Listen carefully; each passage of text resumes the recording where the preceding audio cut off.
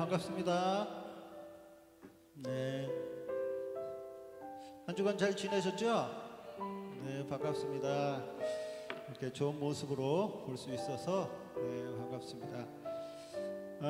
오늘 또 이렇게 예쁜 꽃이 또 있어서 더 아주 아름답고 좋은 것 같습니다. 자, 우리 같이 기쁨으로 같이 찬양 드리려고 하는데요. 고난 내용은 같이 기쁨으로 찬양 드리겠습니다.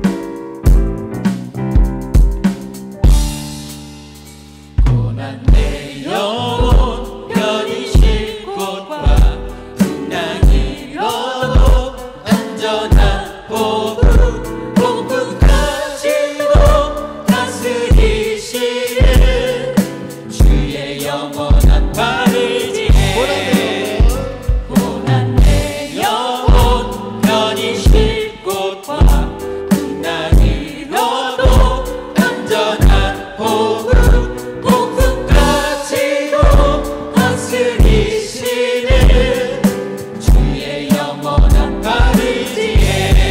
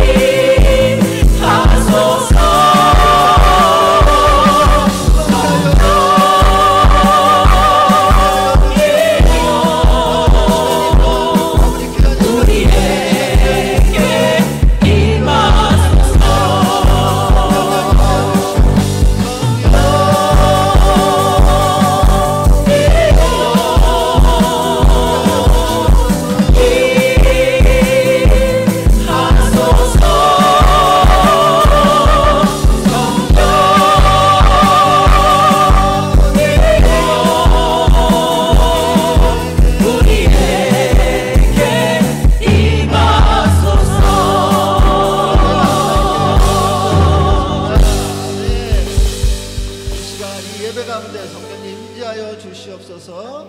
그래서 우리 성도님들 모두가 성령으로 충만케 하여 주시옵소서. 아멘.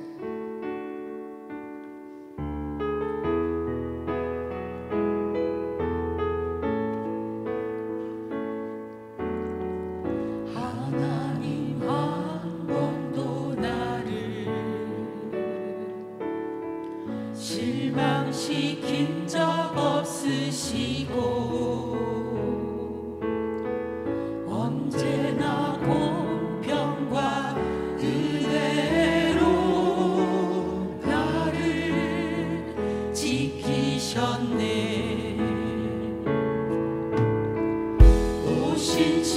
오신실하신 주, 오신실하신 주, 내 너를 떠나지도 않으리라. 내 너를 버리지도 않으리라. 약속하셨던 주님, 그 약속을 지키사 이후로도 영원토록 나를 지키시리라 확신하네. 지나온 모든 세월들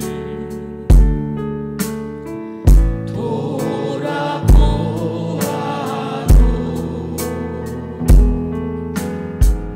그 어느 것 하나 주의 손길 안 미친 것 전혀 없네. 오신실하신 주,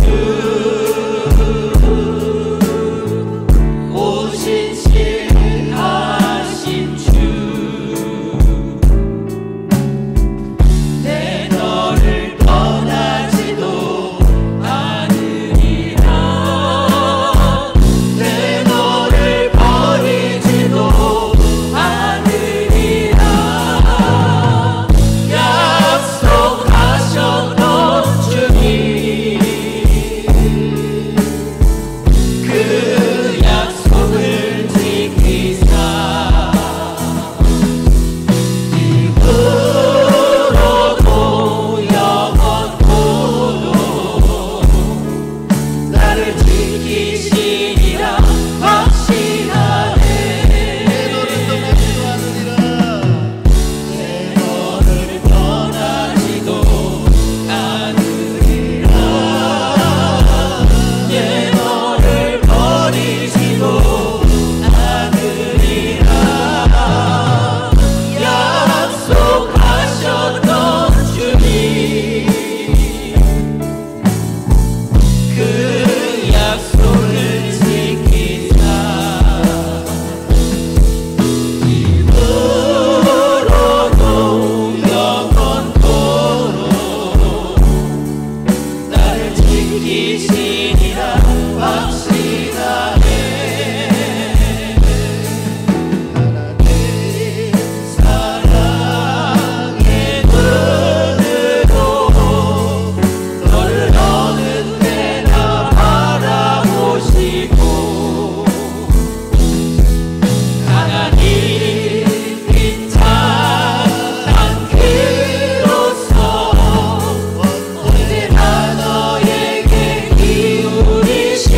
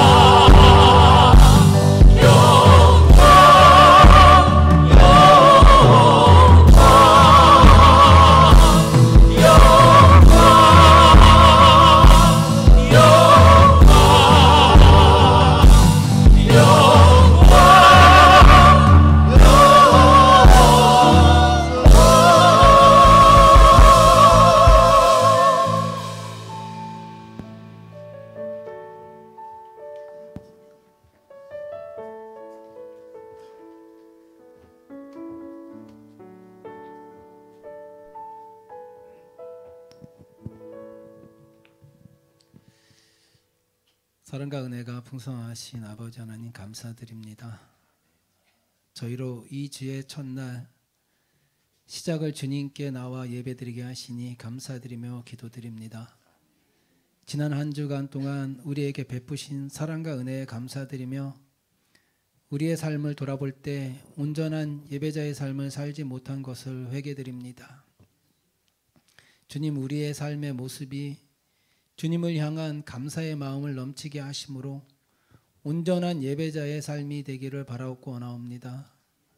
우리가 진정한 예배의 뜻을 깨닫고 주님을 경외하며 예배하는 삶을 살 수 있도록 우리를 인도하여 주옵소서.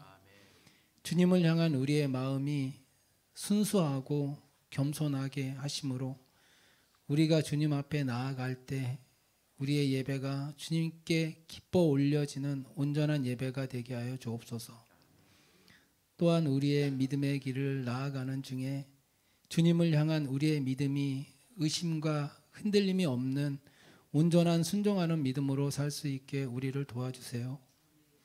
주님의 말씀을 믿고 따르며 주님의 뜻을 따라 살아가는 삶 살 수 있도록 인도하여 주옵소서. 우리의 삶과 예배가 주님께 영광이 되기를 원하옵니다. 주님의 은혜와 사랑으로 우리를 채우시고 우리의 삶을 통하여 주님의 영광을 나타낼 수 있도록 도와주옵소서. 우리의 삶의 조건이 어떠하던 간에 상관없이 우리로 주님과 친밀한 관계 속에서 주님이 주시는 참 안식과 기쁨이 넘치게 하여 주옵소서. 우리로 형제를 사랑하게 하시며 우리로 병든 자를 위해 기도하게 하시고 삶의 시련 중에 있는 형제를 위하게 하시며 공고한 형제를 돌아볼 수 있는 주님의 사랑을 우리 안에 충만하게 하심으로 우리로 주님의 사랑을 전하는 사랑의 전달자가 되게 하여 주옵소서. 주님의 몸된 교회에 주님의 임재가 충만하게 하여 주옵소서. 주님이 세우신 교회를 위하여 애쓰시며 헌신하는 모든 분들의 마음을 위로하시고 주님의 사랑하심이 그들 안에 가득하게 하여 주옵소서.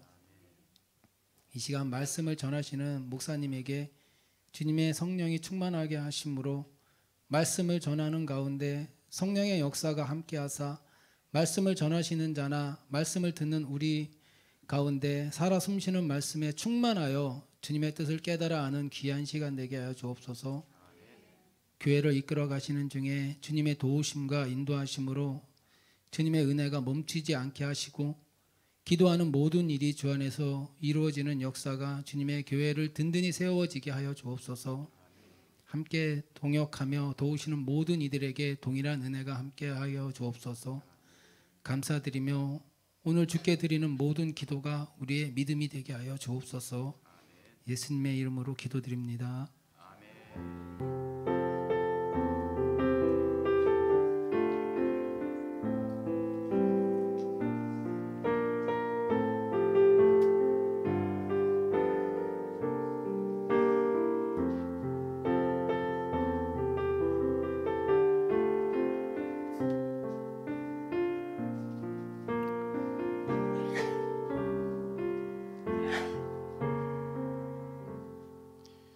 감사합니다. 우리 다 함께 교독문 115번 함께 교독하도록 하겠습니다.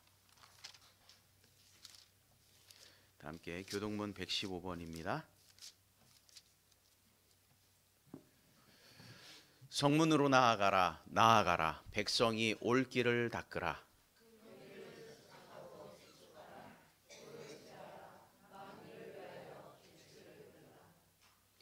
여호와께서 땅끝까지 선포하시되 너희는 딸 시온에게 이르라. 보라, 내 구원이 이르렀느니라.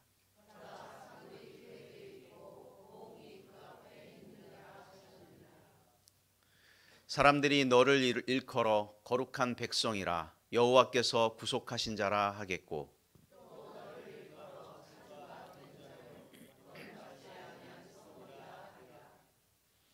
선지자 이사야의 책에 쓴 바 광야에서 외치는 자의 소리가 있어 이르되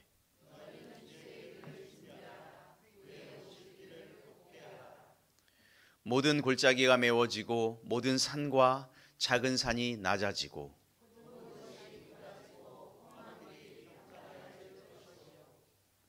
모든 육체가 하나님의 구원하심을 보리라 함과 같으니라. 아멘. 다 함께 찬송 104장입니다.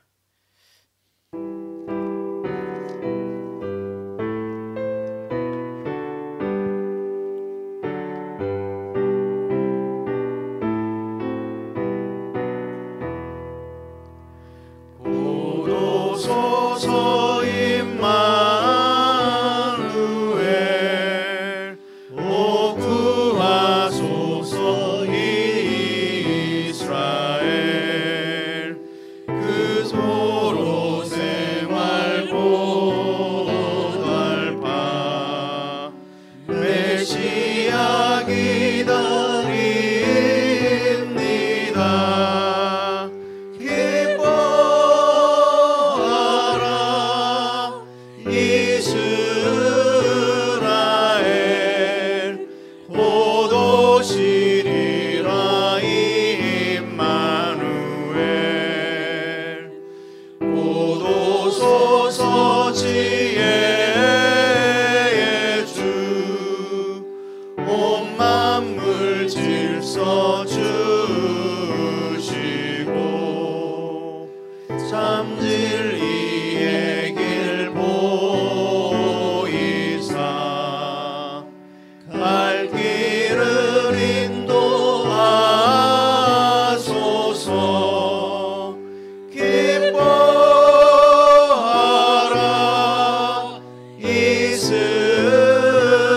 이스라엘 곧 오시리라 임마누엘 곧 오소서 소망의 주 만 백성 한 맘 이루어 시기와 분쟁 없애고 참 평화 채워 주소서.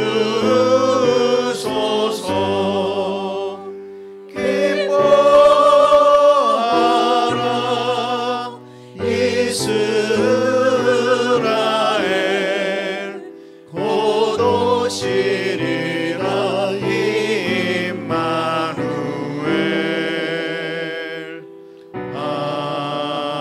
아멘.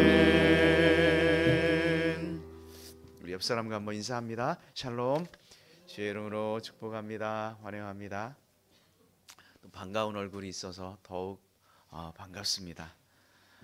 동근이, 미령이 자매 또 이렇게 볼 수 있어서 반갑고요. 네, 오랜만에 보는 것 같습니다. 아무튼 반갑습니다.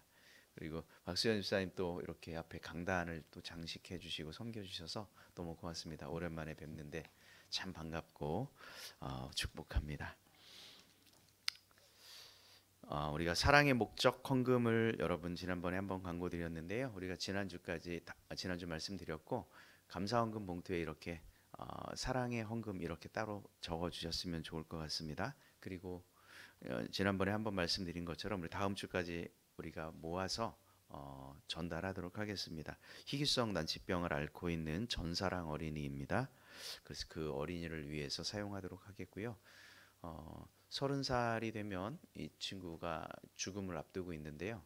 근육이 생성되지 않아서 지금 만 3살입니다. 그래서 치료를 할 수 있는 길이 딱 한 길이 있는데 미국에서 치료를 받는 건데 치료비가 46억입니다.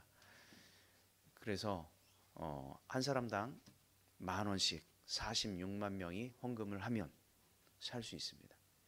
그래서 그 아이를 위해서 우리가 마음을 좀 모았으면 한다 이런 성격입니다. 그래서 여러분들 기억하셔서 정말 감사 헌금 봉투에 우리가 10,000원씩 이렇게 헌금하셔서 모아서 전달하는 그런 시간을 갖겠습니다. 목장 리더로 섬겨주실 분들을 간절히 찾고 있습니다. 섬겨주실 분들은 꼭 신청 부탁드리고요. 내년에 우리가 목장별로 이렇게 모든 교회의 작은 일부터 큰 일까지 이렇게 나누어서 진행하도록 하겠습니다. 그래서 모임을 이제 하고 이런 구체적인 일정들은 목장 리더들이 정해지면 그때 진행하도록 하겠습니다. 너무 많은 분들이 신청하셔서 제가 이렇게 추려야 할 것 같습니다. 이런 광고를 드려야 하는데 많이 신청 바랍니다. 기관별, 개인별 찬양 준비하셔서 우리 25일 성탄 감사예배, 성탄절이 수요일인 것 같아요. 그래서 성탄절 날 우리가 성탄 축하예배, 감사예배 함께 이렇게 드리도록 하겠습니다. 그리고 다음 주 토요일은 성탄절 우리 트리 장식도 좀 하고 이런 시간 갖도록 하겠습니다. 이런 부분에 좀 센스가 있으신 우리 교우들께서는 참석하셔서 좀 함께 동참해 주시면 좋겠습니다. 전도 모임 12월 7일 그리고 21일 토요일에 있습니다. 그리고 한 가지 더 광고 드릴 것은 요런 건데, 이게 청음 콰이어라고 하는 우리 합창 팀 하고 계시는 이 팀에서 적극적으로 활동하고 계시는 우리 이미숙 권사님이 계신데 공연을 한다고 합니다. 제가 뒤쪽에 놓을 테니까 관심 있으신 분들은 축하해 주시고 또 함께 보셔서 관람하셔 주시면 좋을 것 같습니다. 관람료가 그 권사님 있습니까? 네, 심지어 무료랍니다. 예, 그래서 관심 있으신 분들은 가셔서 한번 축하해 주시면 좋겠습니다. 자, 이 시간에는 우리 조혜훈 형제 나와서 하나님 말씀 봉독하도록 하겠습니다.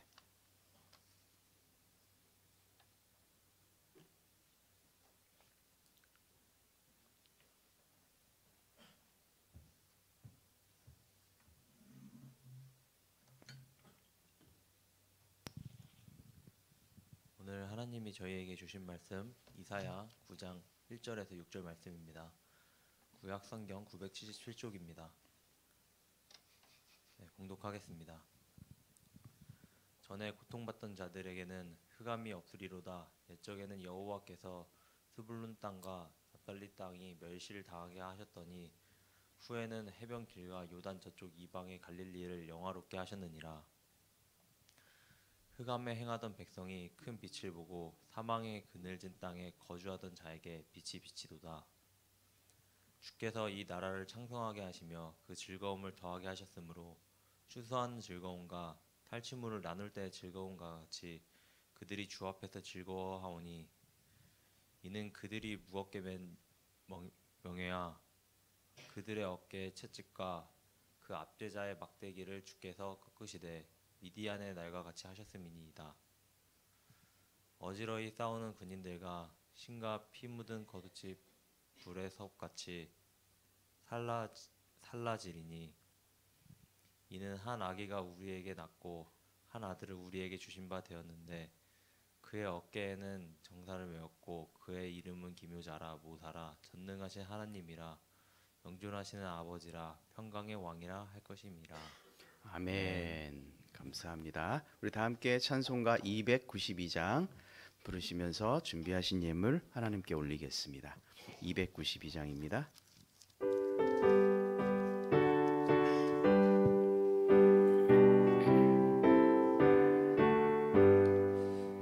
주 없이 살 수 없네 죄인의 구주여 그 귀한 보배 피로 날 구속하소서 구주의 사랑으로 흘리신 보혈이 내 소망 나의 위로 내 영광 됩니다. 주 없이 살 수 없네 나 혼자 못 서리 힘없고 부족하며 지혜도 없도다. 내 주는 나의 생명 또 나의 힘이라 주님을 의지하여 지혜를 얻으리. 주 없이 살 수 없네 내 주는 아신다. 내 영이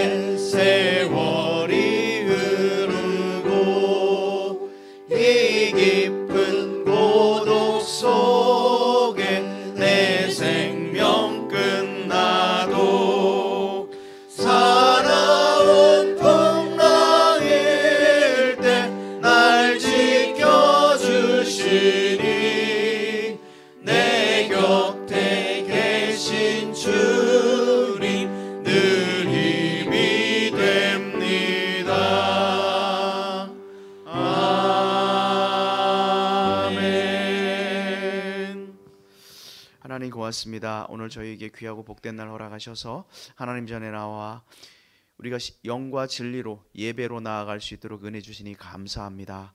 우리가 참된 하나님의 진리를, 그 복음을 깨달은 자로, 그 생명을 소유한 자로 주님 앞에 서게 하시니 참으로 감사합니다. 그 은혜에 감사하여 주님 앞에 귀한 예물을 드립니다. 11조로, 선교헌금으로, 사랑의 구제 헌금으로, 감사 헌금으로, 주일 헌금으로 하나님 드리는 예물을 기뻐 받아주시고 하나님의 영광이 나타나게 하여 주옵소서. 특별히 드린 손길들을 주님께서 기억하여 주시고 한 분 한 분마다 하나님의 은혜로 채워 주옵소서. 이 땅을 살아갈 때 성령의 동행하심이 있게 하시며 그 은혜로 그 기쁨으로 충만할 수 있도록 하나님 역사하여 주시옵소서. 특별히 아버지 하나님 사랑의 헌금을 드릴 때에 이 헌금이 귀하게 쓰임받게 되어서 정말 생명을 살리는 일에 쓰임받게 하여 주옵소서. 감사드리며 예수님의 이름으로 기도 올리옵나이다. 아멘. 오늘은 12월 첫 주입니다. 첫 주 첫날입니다. 12월 하면 대부분 이제 성탄절이 우리가 생각이 나는데요. 예전의 성탄절만큼은 그런 분위기는 아닌 것 같습니다. 과거에 제가 어렸을 때 그 시절에 성탄절 하면 정말 떠들썩했던 그런 기억이 많이 나는데 지금은 너무 조용한 것이 아쉽습니다. 우리라도 떠들어야 되지 않을까 싶습니다. 성탄절 이제 12월이 시작하면 성탄절 전까지 이 기간을 흔히 교회력에서는 대림절 또는 대강절 이렇게 부릅니다. 그래서 대림절이라고 하는 이 기간은 성경에는 나와 있지 않습니다. 그러나 교회에서 전통적으로 3세기, 4세기쯤부터 이렇게 시작된 그런 교회의 절기입니다. 라틴어로 말하면 대림절은 도착하다 이런 말입니다. 도착하다. 여기서 도착하신 분이 누구일까요? 예수님입니다. 하도 매스컴에서 산타 이러니까 대림절에 산타를 기다리는 어린이들이 많은데 대림절에서 우리가 도착하신 분은 바로 누구냐면 예수님이죠. 이 대림절에는 네 가지의 중요한 의미가 있습니다. 하나는 하나님의 아들이신 예수님께서 육신을 입고 이 땅에 이 세상에 오셨다는 이 사실을 전한다라고 하는 의미가 있고요. 두 번째는 우리 주 예수 그리스도를 기쁜 마음으로 영접한다라고 하는 의미가 있습니다. 그리고 세 번째는 마치 결혼을 앞둔 신부가 몸을 단장한 것처럼 우리를 정결하고 거룩하고 깨끗하게 하고 기다린다라고 하는 의미도 있습니다. 마지막 네 번째는 우리가 이제 다시 오실 주님을 기다린다라고 하는 의미도 있습니다. 그래서 이 대림절이라고 하는 이 기간이 우리에게 굉장한 의미를 가지고 있다. 우리가 이렇게 기억하시면 좋을 것 같습니다. 여러분, 우리 죄를 회개하고 자백하고 정리하고 정말 정결한 마음으로 주님을 맞이하기 위해서 우리가 주님 앞에 겸손하게 나아가는 그 기다림의 대림절이 되기를 주의 이름으로 축원합니다. 사실 성경을 잘 생각해 보면요, 성경은 기다림의 책이라고 해도 과언이 아닙니다. 구약은 언젠가 오실 메시아를 기다리는 그런 내용입니다. 신약은요, 예수님의 사역하시고 다시 오실 그 예수님을 기다리는 내용이 바로 또 신약입니다. 그런 의미에서 기독교의 모든 신앙은 어떻게 보면 기다림이라고 말할 수 있을 것 같습니다. 이 기다림에 관한 내용들은 성경에 너무 많은 곳에 등장을 하는데 적어도 성경에 200회 이상이 등장합니다. 기독교는 그런 의미에서 기다리는 종교다라고 말할 수 있을 것 같습니다. 그런데 기독교가 어느 날 어느 순간 빛을 잃어가고 좀 타락하게 됩니다. 그러면서 잃어버린 게 바로 뭐냐면 기다림이라고 하는 것을 잃어버렸어요. 요즘 사람들은 굉장히 빠름을 강조합니다. 외국인들이 우리나라에서 가장 먼저 배우는 말이 뭐라 그래요? 네, 너무 잘 알죠. 한국 민족이 그런 것인지 세상이 그렇게 흘러가는지 모르겠지만 편의점에 가면 아주 맛있는 도시락이 하나 있어요. 간편 도시락이 있는데요. 전자레인지에 딱 3분만 데우면 됩니다. 3분만 데우면 정말 그럴듯한 식사가 한 끼가 되죠. 기다릴 필요가 전혀 없습니다. 단 3분만 기다리면 한 끼 식사를 우리는 때울 수가 있습니다. 하지만 그것을 매일 먹어라 이렇게 말을 하면 좀 힘들 것 같습니다. 가끔 먹습니다. 그런데 아주 좋아요. 근데 매일 먹어라 이러면 좀 쉽지 않겠습니다. 오랜 시간 준비하고 단련된 사람들을 흔히 우리는 어떻게 부르냐면 명인 혹은 달인 이렇게 부릅니다. 그들에게는 굉장히 긴 시간들을 준비하고 훈련하고 그 분야에 이렇게 능통한 사람들입니다. 그래서 그분들을 보면 뭔가 깊이가 있고 다른 차원의 멋이 있어요. 3분의 시간과 명인의 시간은 분명 차원이 다릅니다. 왜냐하면 그들 사이의 차이는 기다림의 차이가 있거든요. 가끔 빠름이 편리하지만 인생은 긴 시간을 통해서 그 기다림을 통해서 진리를 배우게 될 때가 참 많습니다. 신앙도 마찬가지라고 생각이 됩니다. 때로는 우리가 기다리는 것이 지루하고 때로는 힘듦이 있지만 이 기다림을 통해 우리의 신앙이 점점 깊어지는 것을 우리는 알게 됩니다. 우리가 아무리 빨리 가겠다고 새치기를 하고 끼어들기를 하고 심지어 중앙선을 침범하여 가도 한 10분쯤 뒤에 가면 결국 10분 뒤에 그 사람을 만나더라고요. 도착해 보면 끼케야 5분 10분이에요. 그런데 그걸 하겠다고 그렇게 끼어들기를 하고 늘 가난에 시달리던 조앤 롤링이라고 하는 작가가 있었습니다. 여러분들 잘 아실 것 같아요. 늘 너무 어린 시절에 가난했고 작품을 써서 출판사에 이렇게 갖다 내면 늘 퇴짜를 만든 거예요. 이 출판사에 내면 또 퇴짜를 맞고 저 출판사에 내면 또 퇴짜를 맞고 12곳에서 퇴짜를 맞아요.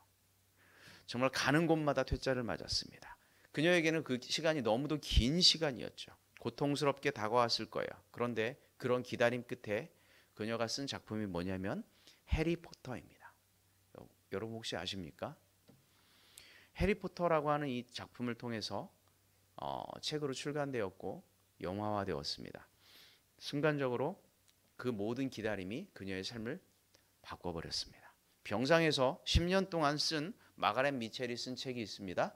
그것이 바로 뭐냐면 바람과 함께 사라지다입니다. 아십니까? 끄덕끄덕거리는 분들은 나이가 많은 겁니다. 이런 명작은요, 굉장한 기다림 가운데 탄생한 거예요. 그런 기다림은 절대 헛되지 않다라고 하는 말씀을 드리고 싶습니다. 기다림은 자연의 법칙이면서 동시에 하나님의 법칙이기도 합니다. 신앙의 근본은 기다림이고 예수님의 재림을 기다리는 사람들이 바로 신앙인입니다. 저와 여러분들이 무엇을 기다리고 살아가요? 예수님께서 재림하실 그날을 우리는 고대하고 기다리는 거예요. 마라나타 예수여 오시옵소서. 그 믿음으로 우리가 이 땅을 견뎌내며 인내하며 살아가는 것인 줄로 믿습니다. 그렇습니다. 그런 의미에서 이 기다림은요, 멈추는 것이 아닙니다. 멈춤이 아니라 준비의 시간이고 또 낭비의 시간이 아니라 우리의 신앙을 더욱더 새롭게 창조해가는 그런 시간인 줄로 저는 믿습니다. 노아의 대홍수가 올 때까지 노아는 몇 년을 기다렸냐면 120년을 기다렸습니다. 모세는요, 모세가 쓰임 받는데 필요한 시간이 40년의 시간이 필요했습니다.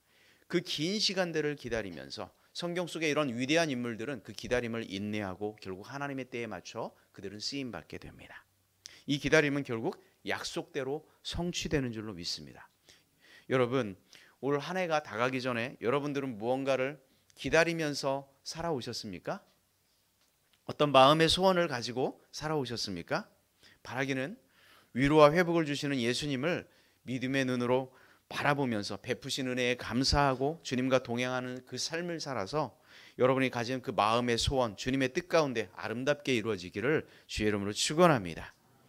이제 우리 심령에 오실 그 예수님을 기쁨으로 기다리는 12월 한 달 이 대림절 기간이 되기를 주의 이름으로 축복합니다. 오늘 말씀도 마찬가지인데요. 2700년 전 이사야 선지자가 어떤 한 분을 기다리면서 썼던 그 내용이 바로 오늘 본문입니다. 이 기다림을 통해 정말 절망에 빠져 있었던 이스라엘 백성들에게 위로와 소망을 전하는 메시지가 바로 오늘 본문입니다. 이사야 선지자가 고통 중에도 그렇게 인내하며 슬픔 중에도 소망을 가지고 기다렸던 그 메시아는 과연 어떤 분이셨을까요? 자, 첫 번째 이런 분이셨습니다. 우리 함께 같이 읽겠습니다. 첫째, 시작. 빛으로 오신 예수님이다. 성경을 통해 그 이사야의 그 기대를 한번 살펴보도록 하겠습니다. 오늘 읽었던 본문 말씀 이사야 9장 1절에서 2절까지 말씀을 함께 읽겠습니다. 시작. 전에 고통받던 자들에게는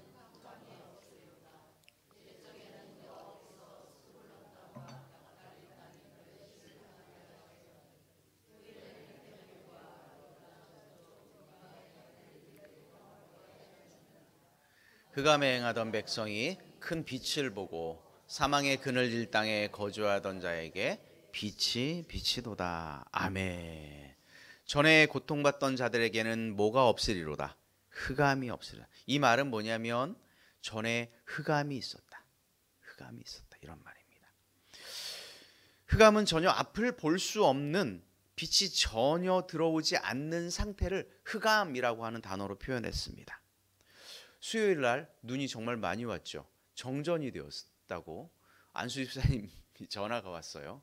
그래서 아무것도 안 되니까 제가 정전이 되었는데 뭐라고 해드릴 말씀이 없어서 이왕 이렇게 된 거 일찍 주무시라고 그랬는데, 그날 이제 수요 예배가 있었어요. 수요 예배가 끝나고 교회에 또 정전이 되면 예배도 드릴 수 없잖아요. 이런 상황인데 온라인 예배를 다 마치고 전화를 받고 얼마 있다가 저희 집에도 동일하게 정전이 딱 되었어요. 근데 저희 집은 이제 뭐 냉장고도 꺼지고 불도 꺼지고 아무 빛이 들어오지 않는데, 심지어 저희 집은 물도 안 나옵니다. 지하수로 움직이기 때문에 씻지도 않았는데 물도 안 나오고 그런 시간이었어요. 그래서 아주 짧은 시간에 흑암이 뭔지, 사실 이건 흑암에 춥게도 못 끼겠지만 그 짧은 정전이 그걸 느끼게 하는 거예요. 이렇게 불편할 수 있구나. 가물며 끝이 보이지 않는 그 인생의 흑암을 겪었던 이스라엘 백성들에게는 이 흑암이 얼마나 큰 고통이었을까요? 이사야가 활동했던 그 남유다 10대 왕 우시야 왕부터 그가 죽던 해 므낫세에 이르기까지 한 60년 정도를 이사야 선지자가 이렇게 활동을 했어요. 이스라엘 역사 가운데 이 시기는 정치적으로, 정신적으로 상당히 혼란했던 그런 혼란기의 시기였습니다. 북이스라엘 왕국은 이미 이사야가 활동하던, 예언하던 그 시대에 주전 722년도에 아수르에 의해서 멸망당했어요. 자기의 형제 국가인 북이스라엘은 이미 멸망을 당했어요. 그리고 그 아수르의 침략의 지배를 받고 남유다 역시 아수르라고 하는 이 나라에서 함락을 당할 그런 아주 절체절명의 위기에 이 이사야 선지자가 지금 활동을 하고 있는 거예요. 그러니 삶이 얼마나 어려웠겠습니까?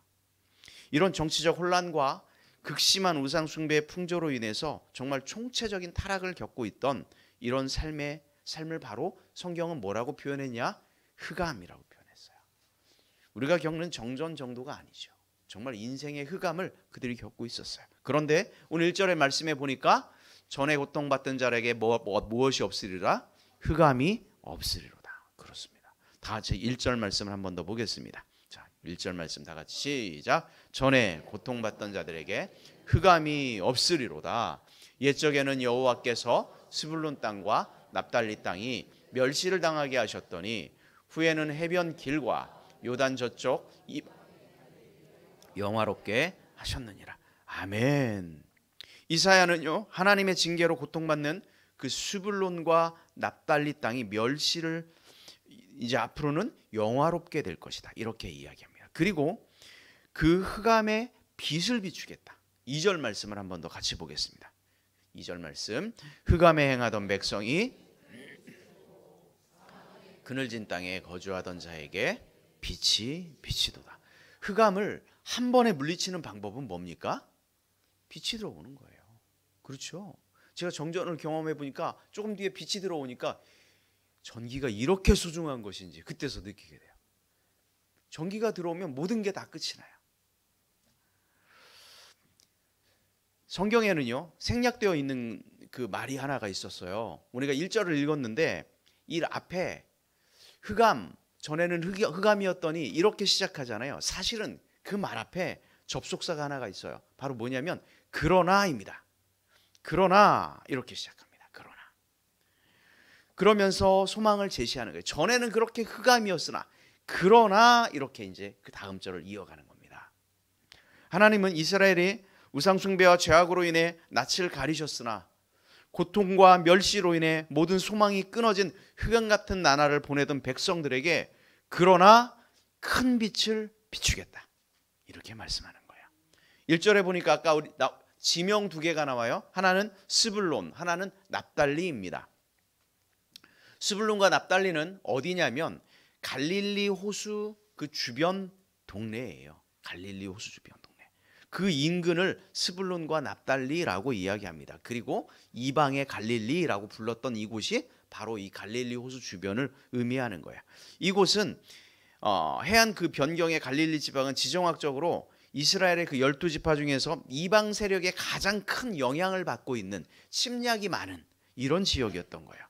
아람이나 아수르 같은 외세의 침략과 압제에 시달렸던 지역이 바로 이 갈릴리, 스불론과 납달리 지역이었어요.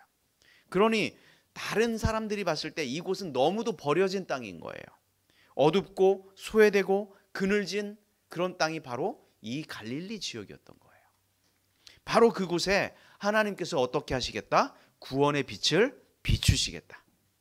심지어 우리가 읽었던 비추드다라고 하는 이 말은요, 미래형이 아니라 완료형이에요. 한글에는 비치도다 이렇게 써 있지만 실제 원어에 보면 완료형이에요. 이 말은 완료형과 미래형은 너무 다르죠. 미래형은 뭡니까? 당신들이 이렇게 흑암 중에 있지만 내가 앞으로 비춰주게 할게. 이게 미래형이에요. 완료형은 이미 빛이 비추었다. 이렇게 말하는 거예요. 왜 이렇게 이야기를 하고 있을까요? 이미 그 구원의 빛이 이곳에 이르렀고 이것을 확신하고 있는 거예요. 이사야 선지자는. 그리고 그래서 그 확신을 믿음으로 선포하고 있는 거예요. 실제로 이 예언은요, 예수님께서 갈릴리 사역을 통해서 완벽하게 성취가 됩니다. 그 버려진 땅, 그늘진 그 땅을 예수님께서 오셔서 그 땅을 중심으로 해서 예수님께서 구원의 사역을 베푸셨어요. 여러분 잘 알죠. 예수님께서 스불론, 납달리, 이사가를 포함한 이 갈릴리 지역에서 주로 구원 사역을 공생애를 시작하시고 그곳을 무대로 예수님께서는 사역을 하셨어요. 갈릴리에서 어부인 제자들을 부르셨어요. 그리고 귀신을 내어 쫓고 약한 자들을 일으키셨고 심지어 죽은 자를 살리신 이곳이 바로 어디입니까? 스불론과 납달리, 바로 이 그늘진 땅이에요. 성경은 그래서 증언하죠. 참빛 곧 세상에 와서 각 사람에게 비추는 빛이 있었나니, 이 말씀처럼 외세의 공격과 공격당하는 그 땅에서 주님께서 소망의 빛을 비춰주셨습니다. 죄와 사망의 권세에 의해 흑암 가운데 거하던 사람들에게 예수님은 소망의 빛으로 오셨습니다. 우리의 인생이 스불론과 납달리처럼 어렵고 어둡고 그늘진 삶이라 할지라도 소망 중에 예수님을 기다리며 구주를 믿고 영접한 자들에게 주님은 반드시 빛으로 오신다는 이 사실을 믿으시길 주의 이름으로 축원합니다. 여러분 또한 그 빛에 거하기를 주의 이름으로 축복합니다. 그렇습니다. 성경은 그래서 빛에 거하는 자들에게 이렇게 권면했습니다. 우리 에베소서 5장 8절 9절 말씀을 함께 읽겠습니다. 다 같이. 너희가 전에는 어둠이었더니 이제는 주 안에서 빛이라. 빛의 자녀들처럼 행하라. 빛의 열매는 모든 착함과 의로움과 진실함에 있느니라. 아멘. 그렇습니다. 우리도 전에는 죄로 인하여 어둠이었습니다. 그러나 빛이신 하나님과 멀어진 그 어둠 속에 거하는 우리의 삶에 빛이 오셨습니다. 여러분 삶 가운데 빛이신 주님이 계신 줄로 믿습니다. 그래서 여러분과 저는 빛의 자녀가 되었습니다. 이 앞으로 우리는 빛의 자녀로서 착함과 의로움과 진실함의 열매를 여러분의 삶의 영역에서 하나하나 맺어가기를 주의 이름으로 축원합니다. 그렇습니다. 이사야가 선포했던 이 메시아는 빛이신 예수님이셨고 또 기다리는 그 예수님은 어떤 분이셨을까요? 두 번째 함께 읽어보겠습니다. 다 같이 시작. 즐거움을 주시는 예수. 즐거움을 주신대요. 오늘 3절 말씀을 함께 읽겠습니다. 3절 말씀 다 함께. 주께서 이 나라를 창성하게 하시며 그 즐거움을 더하게 하셨으므로 추수하는 즐거움과 탈취물을 나눌 때의 즐거움같이 그들이 주 앞에서 즐거워하오니. 자, 이 3절 말씀에 반복적으로 등장하는 이 단어가 뭡니까? 즐거움입니다. 즐거움.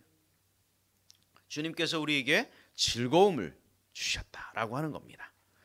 빛으로 오신 예수님을 믿는 여러분들에게 진정한 즐거움이 있기를 또 깨닫기를 주의 이름으로 축원합니다. 본문에서 뭐라고 말씀했냐면 나라를 창성하게 하신다 이렇게 말씀했습니다. 창성하다라고 하는 말씀이 바로 뭘까요? 이 말은 수적으로 늘어난다 이런 뜻입니다. 창성하다, 풍성해진다 이런 의미입니다. 그러면 어떨까? 풍성해지고 수적으로 늘어났을 때 뭐가 찾아오냐면 즐거움을 더하게 할 것이다. 말씀에 이렇게 합니다. 스불룬과 납달리처럼 정말 이방인의 지역으로 배척받았던 그 갈릴리가 하나님의 긍휼을 입어서 예수 그리스도의 그 구원의 빛이 비침으로 창성한 나라가 되고 그 지경에 슬픔이 사라지고 즐거움이 찾아올 것이다. 성경은 이렇게 말씀합니다.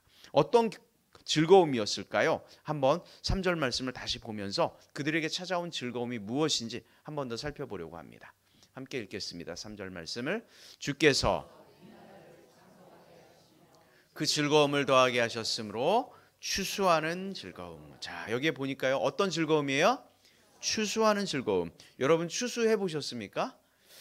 추수할 때 어떤 마음이 들던가요? 예, 즐겁지요. 저도 예전에 군에 갔을 때 추수하는 곳에 벼를 가서 뱄어요. 벼를 뱄는데 저는 하나도 안 즐겁고 목만 따가웠습니다. 하도 벼가루가 날려서. 근데 그 주인은 얼마나 즐거웠을까요? 군인들이 이렇게 예전에는 이렇게 농사 짓는 분들 많이 도와줬습니다. 그래서 그 추수할 그분의 얼굴을 보니까 너무너무 기쁜 거예요. 저녁에 끝나고 나서 이 군인들이 이제 한 20여 명 막 이렇게 수고를 했잖아요. 그래서 라면을 끓여 주셨어요. 라면이 근데 보통 라면이 아니고요. 그 안에 산삼이 아니라 인삼. 인삼이 들어 있습니다. 인삼이 들어 있고요. 막 굉장히 대접한다고 이렇게 얼마나 기뻤으면 그런 것들을 아끼지 않고 넣고 막 이렇게 막 끓여 주시는 거예요. 맛이 있지는 않았던 것 같은데 어찌됐건 그 정성이 너무 기쁘니까 추수의 그 기쁨이 너무 크니까 그런 기쁨이 주어질 거다. 주님은 이렇게 말씀하는 거예요. 예수님을 기다리고 그분을 기다리는 자에게 이런 기쁨이 거두는 기쁨이 저와 여러분들에게 동일하게 있길 축원합니다. 자, 이사야서 9장 3절 또 하나의 즐거움이 있습니다. 한번 같이 볼까요? 다 같이 시작. 주께서 이 나라를 창성하게 하시며 그 즐거움을 더하게 하셨으므로 추수하는 즐거움과 탈취물을 나눌 때의 즐거움 같이 그들이 주 앞에서 즐거워하오니. 자, 여기에 보니까요. 탈취물을 나누는 즐거움. 이 말은 무슨 말이냐면 탈취물이라고 번역을 하셨지만 사실은 이런 뜻입니다. 전쟁에서 승리하고 나면 전리품들이 남잖아요. 이 전리품들을 나누는다 이런 말이에요. 예전에는 전쟁이 정말 많았죠. 민족과 민족 사이에 정말 부족과 부족 사이에. 지금 우리나라에서 일어나는 전쟁, 우리 세계에서 일어나는 전쟁은 몇 건 되지 않지만 과거에는 정말 크고 작은 전쟁이 너무도 많았어요. 그럴 때마다 승리한 팀들은 목숨을 부지하는 거고요. 패배한 팀들은 목숨을 잃는 거예요. 그때 생기는 게 바로 뭐예요? 전리품이죠. 전리품. 물론 요즘도 전쟁이 끝나지 않았지만 전쟁에서 정말 수많은 사람들이 목숨을 잃고 있지만 이 승리의 기쁨은 말로 형언할 수 없을 것 같아요. 이처럼 빛으로 임하신 예수님을 기다리고 믿는 자들에게 하나님께서는 어떤 즐거움을 주신다고요? 이 승리의 즐거움을 주신다.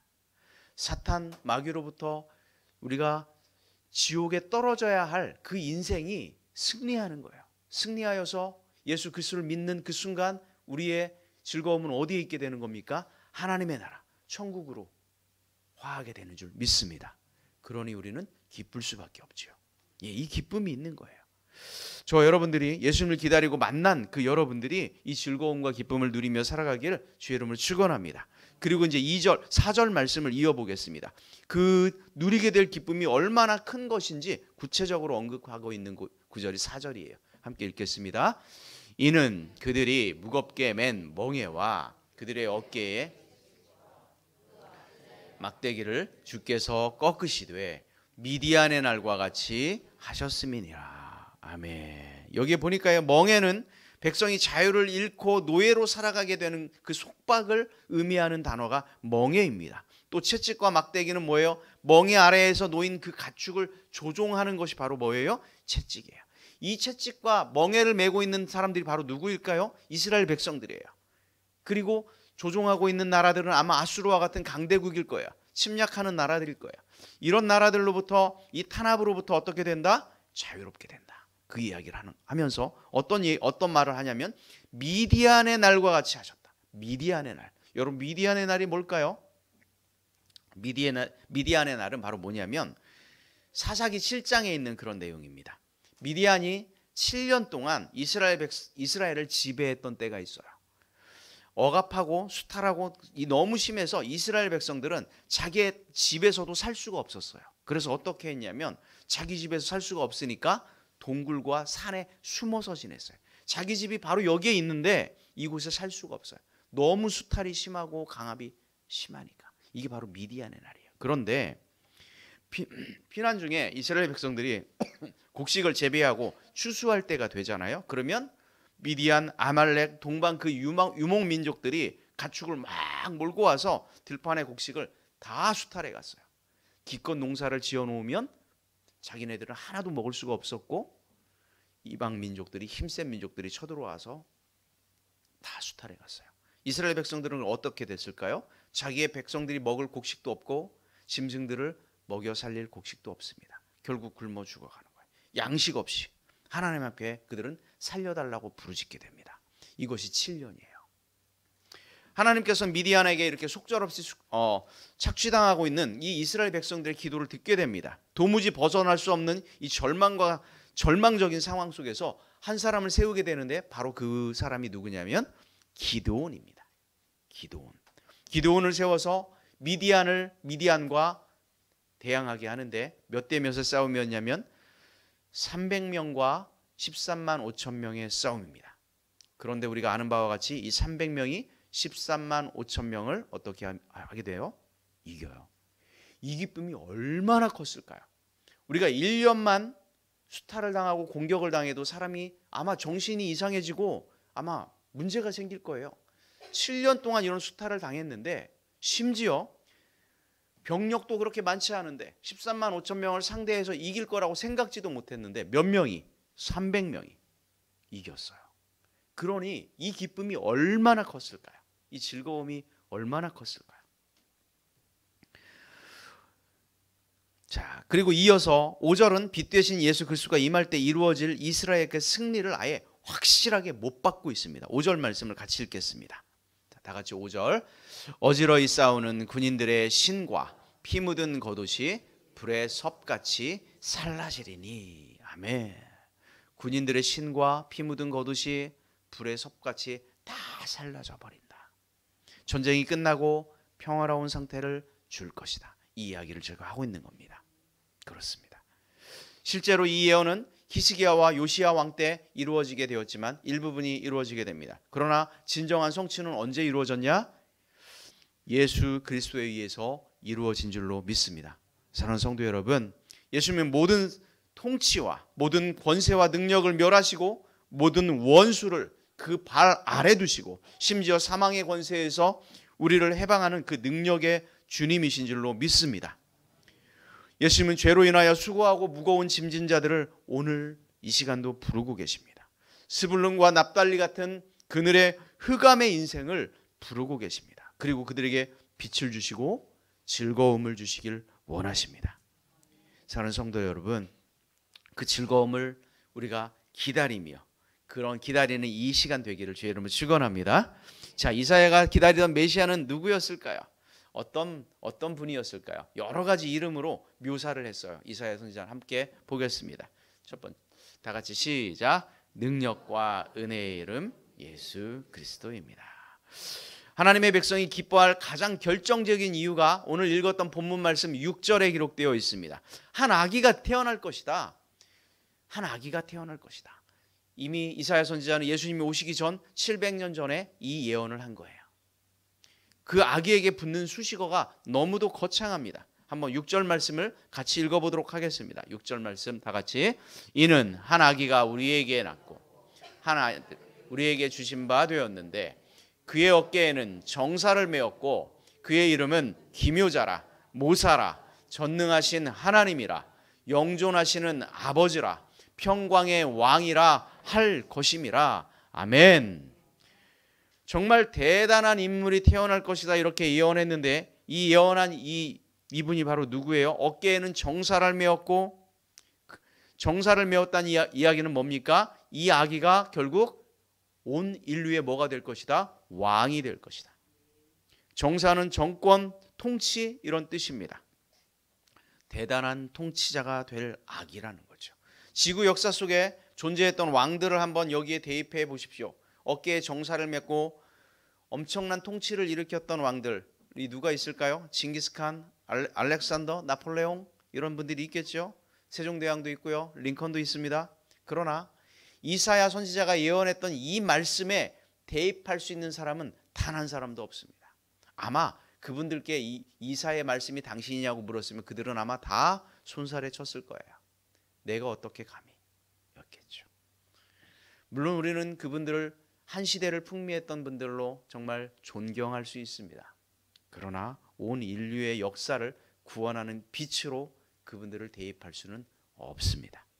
예수님은요, 자기 자신에 대해서 7가지로 설명을 하셨어요. 첫 번째는 뭐냐면 나는 생명의 떡이다. 나는 세상의 빛이다. 나는 양의 문이다. 나는 선한 목자다. 나는 부활이요 생명이다. 나는 길이요 진리요 생명이다. 나는 참 포도나무다. 자기 자신을 온 인류를 대변하여 이렇게 설명한 그런 어떤 분도 계시지 않습니다. 구약 성경에서 인류를 구원하기 위해 오실 메시아에 대한 수많은 예언들이 바로 이 예수님에 대한 예언임을 우리가 믿으시길 축원합니다. 그렇습니다. 여기 아기의 이름을 5가지로 분류를 했습니다. 첫 번째 바로 뭘까요? 그의 이름은 기묘자 모사라 이렇게 얘기했어요. 기묘자 모사, 이 말은 무슨 말이냐면 분리해서 기록을 하였지만 기묘한 모사라고 우리는 이해하면 훨씬 쉬울 것 같습니다. 이거 영어 성경은 이렇게 기록을 했는데요. Wonderful Counselor 이렇게 기록했습니다. Wonderful, 탁월하고 놀라운 카운셀러, 상담자, 중재자 이런 뜻입니다. 예수 앞으로 오실 이 아기는 놀라운 상담자이며 중재자가 될 것이다. 중재자는 어떤 일입니까? 어떤 일들이 있을 때 분쟁을 조절하고 화해시키고 이런 역할을 하게 될 것이다. 이 아기가 그렇게 할 것이다. 그렇지요. 하나님과 인간 사이에는 굉장한 처음에는 아주 밀접한 그런 관계였지만 어느 순간 죄가 들어오면서 하나님과 인간 사이에 엄청난 간극이 벌어졌어요. 분명히 누군가가 중재를 해야만 할 수 있는 그 엄청난 간극이 생긴 거예요. 하나님과 인간이 화해할 수 없는 지경에까지 이르는 거예요. 그래서 필요한 분이 계셨는데 바로 중재자입니다. 그분이 바로 예수님이 되신 거죠. 왜 기묘하고 탁월했을까? 그분이 중재하는 방법이 우리의 생각과는 차원이 달랐기 때문에 그래요. 보통 중재자는 어떻게 해요? 불러놓고 얘기 들어보고 그러니 서로 이렇게 화해하자 이렇게 하고 자기의 말이 안 먹히면 어떻게 해요? 한 발 빼는 거죠. 요즘 전쟁을 보면 알 수 있어요. 미국이 중재자 역할을 하려고 굉장히 많이 노력을 해요. 근데 당사자들이 자꾸 거부를 하니까 전쟁은 길어지고 미국은 또 노력하고 중재자 역할을 하려고 하고 있고 이런 관계죠. 적정선에서 빠지려고 합니다. 그런데 우리의 생각과 우리의 상식을 뛰어넘는 그 중재자가 계셨는데 그분이 바로 예수님인 줄로 믿습니다. 지금도 여전히 우리의 연약함, 우리가 너무 연약하고 때로는 우리가 죄 가운데 빠져 있어요. 그러면 하나님 보시기에 너무도 안타깝잖아요. 그럼 누군가가 중재자가 필요해요. 바로 누구일까요? 예수님입니다. 하늘에 오르셔서 하나님 우편에 앉아 계셔서 여전히 우리의 중보자가 되시고 중재자가 되신 분, 그분이 바로 예수님입니다. 그렇습니다. 그래서 그 화해 때문에 우리는 살아가게 되는 줄로 믿습니다. 두 번째는요, 이 아기에 대해서 이렇게 표현했어요. 전능하신 하나님이라고요. 전능하신 하나님. 어떻게 아기가 전능하신 하나님이 될 수 있을까요? 너무 간극이 크지 않아요? 이 말씀은요, 예수님의 정체성이 무엇인지에 대해 설명하는 거예요. 사람으로 태어난 아기지만 본질상 누구다? 하나님이다. 이 이야기를 하는 거예요. 예수님은 마리아의 몸에서 10달 동안 자라면서 태어나셨습니다. 신이 잠시 사람 몸을 빌려서 내려온 것이 아니라 처음부터 사람의 유전자를 택하여 완전한 사람의 형상으로 존재 방식을 바꾼 것, 이것이 바로 2000년 전 이 땅에서 이루어진 일입니다. 이스라엘의 베들레헴 마국간에서 예수님이 태어나신 것은 분명한 역사적 사실이죠. 그러나 문제는 이 예수님이 인간이냐 신이냐, 얼마나 많은 논쟁들이 있었을까요? 이스라엘, 그들의 조국인 이스라엘은 예수님에 대해서 이 아기를 어떻게 생각했을까요? 인간으로 생각했을까요? 신으로 생각했을까요? 인간으로 생각했죠. 그들은요, 늘 어떤 사상이 있었냐면 반드시 누군가 메시아가 올 것이다. 이 사상이 가득했어요. 그렇게 기다리고, 심지어요, 지금 유대인들은 아직도 기다리고 있어요. 자기 백성들을 구원할 메시아가 올 것이다. 그래서 그 메시아는 어디에서 태어날 것이냐면 다윗의 혈통에서 태어날 것이다. 그래서 늘 아기가 태어날 때마다 기대했어요. 하나님이 그런데 문제는 어떻게 왔냐면 하나님 자신이 직접 구원자로 오신 거예요. 다윗의 혈통, 인간의 어떤 육신의 몸을 입고 오셨지만 하나님 자신이 오셨어요. 그러니까 예수님이 뭐라고 말씀하셨어요? 나는 하나님과 나를 본 자는 하나님을 본 자고 내가 바로 하나님이다. 이렇게 얘기를 하니까 이스라엘 백성들은 어떤 마음이 들었을까요? 늘 기다렸지만 이들은 신성모독이다. 인간으로 봤던 예수님을 결국 어떻게 합니까? 십자가에 처형하죠. 그들이 구약성경을, 이사야의 예언을 조금 더 깊이 연구하고 이해했더라면 완전한 인간이며 완전한 하나님이신 그 예수님을 그들은 믿었을 텐데, 그런 생각이 들어요. 또 세 번째는요, 뭐라고 표현했냐면 이 아기에 대해서 영존하시는 아버지. 한번 좀 따라해 볼까요? 영존하시는 아버지. 자, 영존한다라고 하는 것은 영원히 존재한다라고 하는 말보다는 영원히 지속된다라고 하는 말의 의미가 더 깊을 것 같습니다. 영원히 지속된다. 우리의 아버지가 되시는 것은 영원히 지속된다. 자, 여러분들 아버지가 계시죠? 여러분의 아버지, 여러분들 아버지의 성함을 아실 거예요. 한번 아버지면 그분이 비록 돌아가셨지만 영원히 나의 뭐가 된다? 아버지가 되는 거예요. 예. 부모가 그런 거죠. 언제 어떤 상황이든지 나를 이해하고 받아주는 그 존재가 바로 부모예요. 육신의 아버지도 이 땅에 사는 동안 끝까지 자식을 지켜줍니다. 하물며 예수님께서 한 번만 우리를 사랑해서 이 땅에 오신 것이 아니라, 한 번만 우리를 사랑하셔서 십자가를 지신 것이 아니라, 이 예수님의 이 사랑은 2000년 전과 지금 이 시간까지 영원히 계속되고 있다. 믿습니까? 그렇기에 우리가 부족할 때에도, 잠시 시련을 겪을 때에도 이 모든 상황 가운데서도 영원한 아버지로 우리와 함께 계시는 줄로 믿습니다. 자, 그리고 마지막인데 이렇게 불렸습니다. 평강의 왕이라 불릴 것이다. 무슨 왕이라고요? 평강의 왕이라. 히브리어에 보면 평강이라고 하는 말은 전쟁이 없는 샬롬의 상태가 바로 평강입니다. 인류 역사는 전쟁의 역사라고 해도 과언이 아니죠. 내가 살기 위해서 남을 죽이고 뺏기도 하지만 그 사람 속에 자기보다 약한 자를 짓밟고 쟁취합니다. 이것이 전쟁입니다. 그렇기에 세상은 왕국에선 죽고 뺏는 전쟁을 끊임없이 할 수밖에 없는 이런 상황입니다. 평화의 조약을 맺었다고 평화가 올까요? 얼마나 가겠습니까? 왜요? 국가와 사회에서만 전쟁이 있을까요? 그렇지도 않습니다. 인간의 삶 속에서, 내면 속에서는 항상 전쟁이 끊이질 않습니다. 여러분 얼굴만 봐도 내 마음속에 어떤 전쟁이 있는지 보일 때가 있습니다. 그렇지 않을까요? 우리에게 평강이 없는 그 이유는 무엇입니까? 속에서 끊임없이 솟아나는 어떤 마음들이죠. 교만의 마음, 근심의 마음, 열등감 또는 정욕, 시기심, 이런 모든 마음들이 복합적으로 우리 속에서 평강을 주지 못하는 거예요. 이런 전쟁이 있어요. 이 평강이 없는 이유, 사실 여러분 마음만 편해도 살만하지 않습니까? 내가 좀 경제적으로 조금 어려워도 마음이 편하면 정말 살만해요. 어떻게든 살아내요. 근데 마음이 불편하면요, 아무리 돈이 많아도 왜 돈 많은 그 재벌의 총수들이 자살을 합니까? 돈이 그렇게 많은데 왜 그래요? 마음이 편치 못해요. 평강이 없죠. 예수님을 알았더라면, 예수님 이런 말씀을 하셨어요. 평안을 너희에게 주노니 곧 나의 평안을 너희에게 주노라. 아멘. 그 예수님의 평강이 여러분들에게 임하길 주의 이름으로 축원합니다.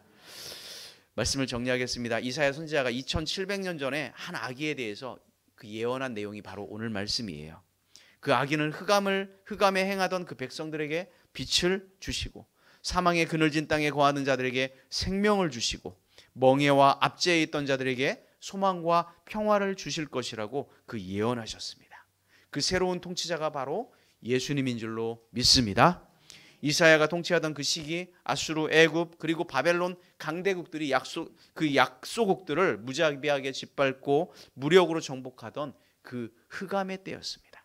북왕국 이스라엘이 아수르의 멸망을 당했고 남왕국 유다도 하나님을 올바로 섬기지 못했던 그때, 정말 흑암의 시기에 이사야는 이처럼 어두운 현실 속에서도 소망을 바라보고 한 아기가 날 것이다, 소망을 선포하는 거예요. 비록 힘들고 어렵지만 남은 자를 구원하겠다는 하나님의 은총을 깨닫고 선포하는 거예요. 새로운 통치자가 나올 것이다.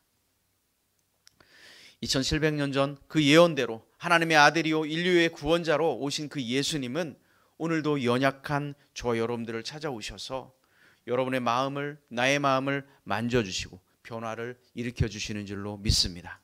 예수님을 왕으로 인정하는 그 사람들에게 죄와 사망의 권세에서 벗어나 주 안에서 참된 자유를 주실 줄로 믿습니다. 여러분, 여러분의 삶을 전적으로 그분에게 맡길 때 저와 여러분의 인생을 주관하시며 하나님의 선하신 일을 경험하게 되길 주의 이름으로 축원합니다. 주님이 개입하시는 것마다 풍성하여지고 놀라운 역사가, 그 은혜가 여러분의 인생 가운데 나타나게 될 줄로 믿습니다. 여전히 이사야 때와 같이 믿는 자들에게 또 여전히 고통과 아픔과 흑암이 있어요. 2700년 전이나 현재를 살아가는 우리에게도 여전히 흑암의 인생이 있다는 거예요. 그러나 우리가 믿어야 될 것, 바라야 될 것은 빛으로 오신, 우리에게 소망 주시는, 회복하시는 그 예수님을 기다리는 우리의 자세인 줄로 믿습니다. 그렇습니다. 빛 되신 주님을 기다리는 이 거룩한 계절, 정말 고통당하고 멸시받는 우리의 어둠을 빛으로 이기실 그 주님을 기대하고 소망하며 이 시간 거룩하게 준비하여 빛 되신 예수님을 기쁨으로 만나는 복된 성탄의 계절이 되기를 주의 이름으로 축원합니다. 이 시간 함께 자리에 일어나셔서 우리 찬송하겠습니다.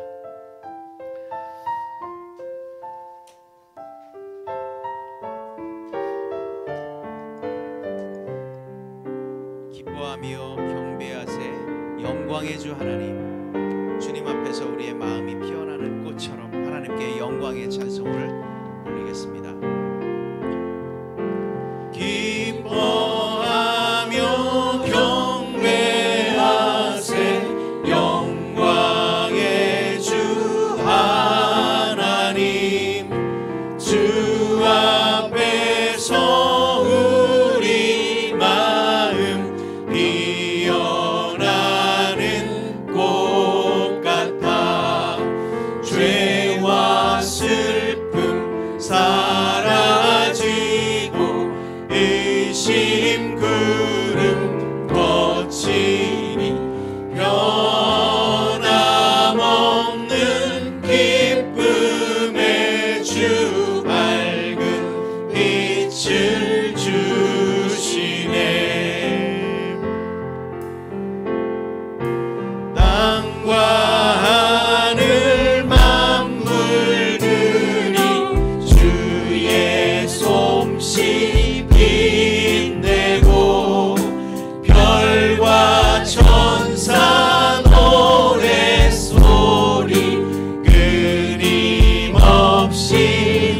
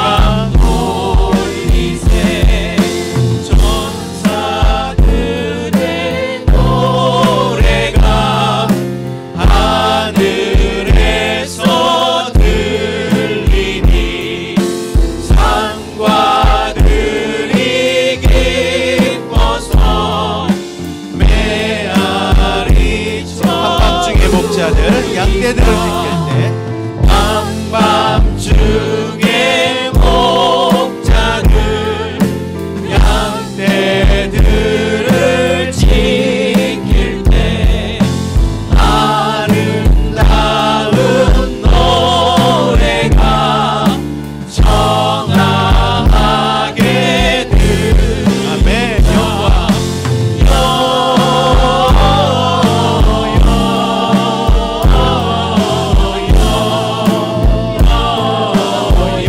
영광 높이 계신 주께 영광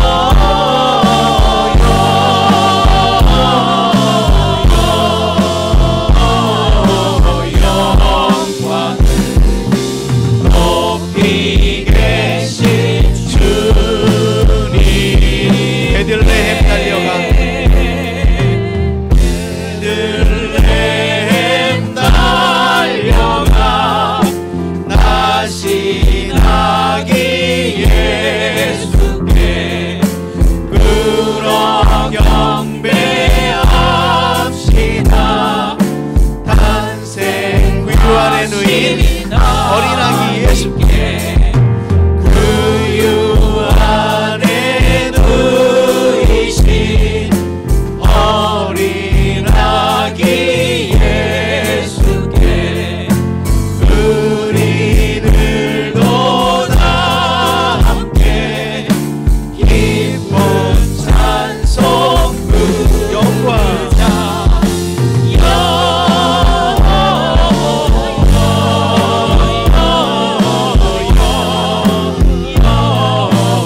높이 계신 주께 영광을